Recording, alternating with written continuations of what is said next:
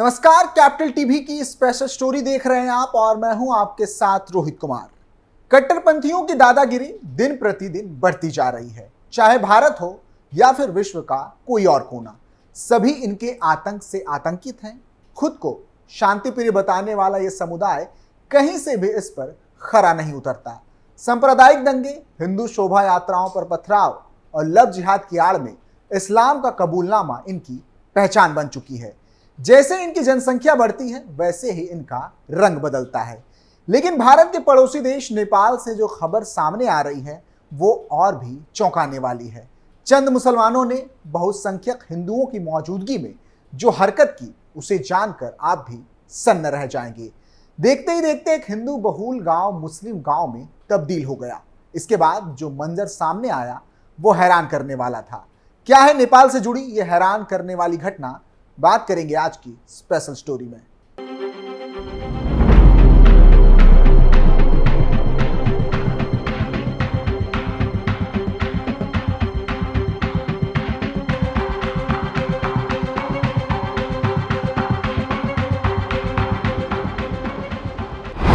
कट्टरपंथियों की दादागिरी, चंद मुसलमानों ने बदला नाम, 4% की आबादी हिंदुओं पर भारी, रातों रात हो गया इस्लामीकरण। पूरी खबर भारत के पड़ोसी देश नेपाल के रोहतक जिले से जुड़ी है, जहां से सांप्रदायिक तनाव की खबर सामने आ रही है। तनाव इस बात को लेकर है कि मुसलमानों ने रातों रात एक हिंदू बहुल गांव का नाम बदलकर इस्लाम नगर कर दिया और बोर्ड भी लगवा दी। इसकी जानकारी जब हिंदुओं को हुई तो उन्होंने इसका विरोध करते हुए 23 जून 2024 को इस बोर्ड को उखाड़ फेंका। इसके बाद मुस्लिम समुदाय के लोगों ने हिंदू समुदाय के कुछ युवाओं की पिटाई कर दी, जिसके बाद पुलिस को इसकी जानकारी दी गई। यह मामला रोहतक जिले के गरुड़ा नगर पालिका वार्ड नंबर 6 का है, जहां गांव पोठियाही में सप्ताह भर पहले मुस्लिम समुदाय के लोगों ने एक चौराहे पर इस्लाम नगर का बोर्ड लगा दिया। यह बोर्ड बाकायदा हरे रंग में लगाया गया था। इसके ऊपर अरबी और उर्दू भाषा में कई शब्द लिखे गए थे। इतना ही नहीं, बोर्ड के ऊपर दोनों तरफ इस्लामी इबादत गाहों की तस्वीरें भी छाप दी गई थी। यहाँ पर खड़े होकर एक मुस्लिम बुजुर्ग ने एक सेल्फी भी ली थी। बाद में सोशल मीडिया पर यह वायरल भी हुई। कहा जा रहा है कि स्थानीय मुस्लिम इस जगह को अपनी तरफ से इस्लाम नगर कहकर बुलाने भी लगे थे। घटना के दिन मौके पर पहुंचकर मुस्लिमों के खिलाफ कोई कार्रवाई नहीं की गई।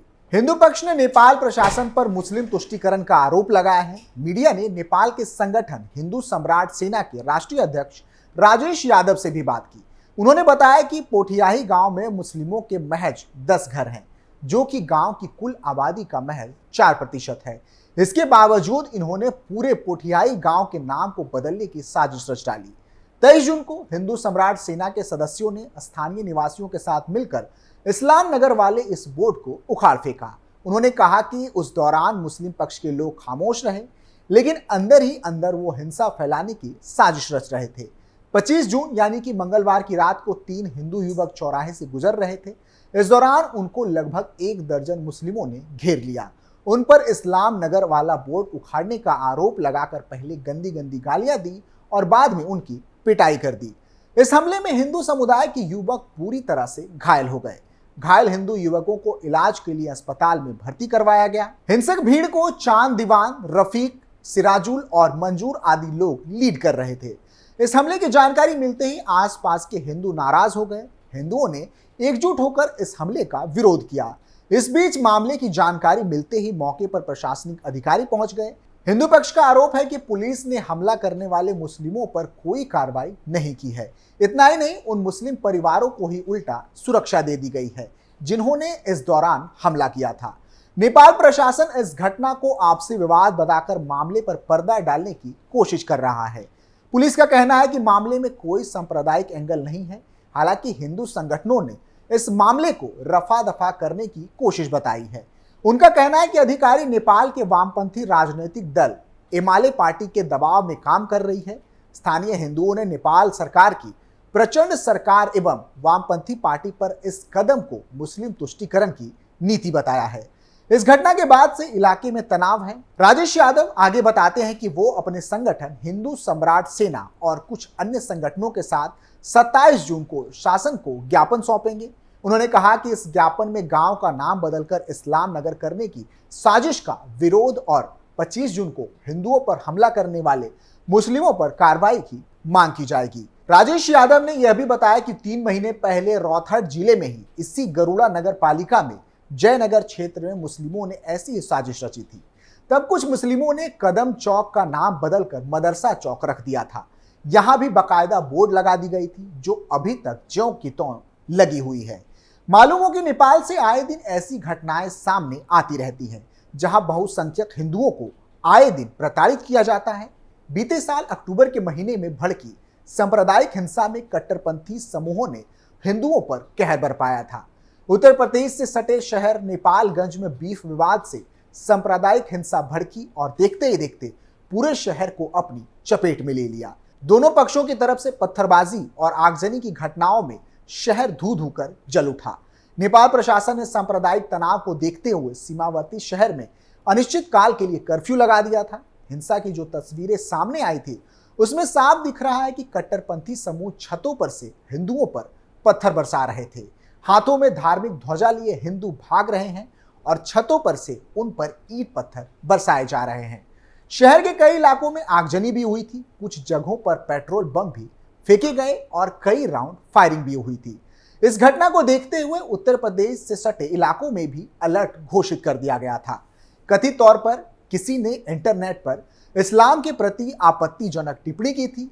इससे मुस्लिम समाज नाराज हो गया और प्रदर्शन आगजनी कर विरोध जताया। इसके जवाब में हिंदुओं ने मंगलवार को हजारों की संख्या में सड़कों पर निकलकर शांति जुलूस निकाला था, लेकिन दोनों गुटों में झड़प हो गई और देखते ही देखते झड़प खूनी हिंसा में तब्दील हो गई थी। नेपाल प्रशासन ने भारत से देश में प्रवेश कर रहे लोगों को सुरक्षा कर्मियों के जरिए उनके गंतव्य तक पहुंचाया था। राजधानी काठमांडू से करीब 400 किलोमीटर दूर नेपालगंज में सोशल मीडिया पोस्ट को लेकर हुए सांप्रदायिक संघर्ष में 5 सुरक्षा कर्मियों समेत कम से कम 22 लोग जख्मी हो गए थे।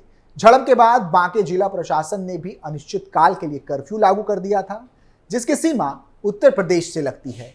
बांके के मुख्य जिलाधिकारी विपिन आचार्य ने कहा था कि कर्फ्यू को सख्त कर दिया गया है और जमनुआ प्रवेश स्थल से नेपाल में आने वाले लोगों को सुरक्षा कर्मियों के साथ उनके गंतव्य तक पहुंचाया जा रहा है।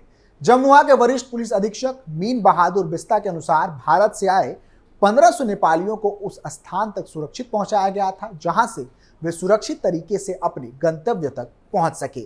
उन्होंने कहा था कि नेपाली लोग शिमला, काला पहाड़ और दिल्ली सहित भारत के विभिन्न स्थानों से जिले के जमनुआ के रास्ते वतन लौट रहे हैं। इतना ही नहीं, नेपाल के सिरहा जिले में भी एक हिंदू मंदिर के पुजारी पर जानलेवा हमले की खबर सामने आई थी, जहां हमले में पुजारी का सिर फट गया। हमले का आरोप अताबुल मिया नामक मुस्लिम युवक पर लगाया गया था। हिंदू संगठनों का आरोप था कि नेपाली पुलिस ने अताबुल को हिरासत में लेकर थाने में ही छोड़ दिया। इस घटना पर पुलिस की कार्रवाई से नाराज हिंदू संगठनों का आरोप था कि नेपाली पुलिस ने अताबुल को हिरासत में लेकर थाने से ही छोड़ दिया। इस घटना और पुलिस की कार्रवाई से नाराज हिंदू संगठन के सदस्यों ने प्रशासन को आंदोलन की चेतावनी भी दी थी। नेपाल में सक्रिय हिंदू सम्राट सेना के अध्यक्ष राजेश यादव ने मीडिया से बात की थी। उन्होंने कहा था कि घटना सिरहा जिले के कल्याणपुर इलाके की है। यहाँ के वार्ड नंबर 12 में राम जानकी मंदिर के आसपास के हिंदुओं के लिए श्रद्धा का केंद्र है। यहाँ पुजारी हेबू मुखिया पूजा पाठ करते हैं। गुरुवार की रात लगभग 8 बजे पुजारी मंदिर में आरती आदि करके घर लौट रहे थे। इसी दौरान उन पर अताबुल मियां हमला कर देते हैं। हमले में ईंट का इस्तेमाल किया जाता है, जिससे पुजारी का सिर फट जाता है। सिर पर चोट लगने से पुजारी हेबू गंभीर रूप से घायल हो जाते हैं। आसपास के लोगों ने उनको विराटनगर के अस्पताल पहुंचाया। हिंदू सम्राट सेना का आरोप था कि राजनीतिक दबाव के चलते पुलिस ने अताबुल को बिना केस दर्ज किए ही थाने से छोड़ दिया है। पुलिस की हरकत नेपाल के हिंदू संगठनों को नागवार गुजरी। उन्होंने इसे अपराध को संरक्षण देने वाली हरकत बताया। हिंदू सम्राट सेना के सदस्यों ने जल्द से जल्द अताबुल मियां की गिरफ्तारी की मांग उठाई थी। इस मांग के लिए संगठन ने सिरहा जिले के पुलिस अधीक्षक के ऑफिस पर प्रदर्शन का ऐलान भी किया था। पुजारी पर हुए हमले में अताबुल को हत्या के प्रयास की धाराओं में गिरफ्तार किए जाने की मांग भी की जा रही है। फिलहाल के लिए इतना ही। आप देखते रहिए कैपिटल टीवी उत्तर प्रदेश। नमस्कार।